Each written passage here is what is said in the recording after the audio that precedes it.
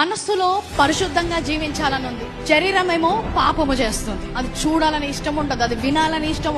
నీ సొంత శక్తిలో ప్రయత్నిస్తుంటావు, కానీ ఏదైతే చేయొద్దు అనుకుంటావో అదే చేస్తుంటావు. గొలియాతు దావీదు పక్క నిల్చుంటే దావీదు యొక్క ఎత్తులో గాని, బరువులో గాని, యుద్ధ సామర్థ్యంలో గాని గొలియాతుని జయించలేడు. ఆయన సొంత శక్తిలో గొలియాతుని జయించలేడు. గొలియాతుని అక్కడి నుంచి తీసేయలేదు, కానీ గొలియాతుని జయించే శక్తి దావీదుకి ఇచ్చాడు.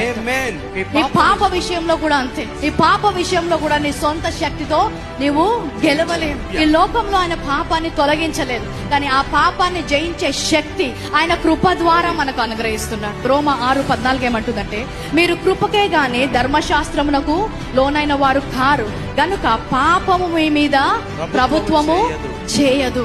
ఎంతో మంది నీతిగా జీవించడానికి ప్రయత్నించి ఓడిపోయారు. పాపం మీద అధికారము మనకిచ్చాడు. అది కృప ద్వారానే సాధ్యం, ధర్మశాస్త్రం ద్వారా సాధ్యము కాదు.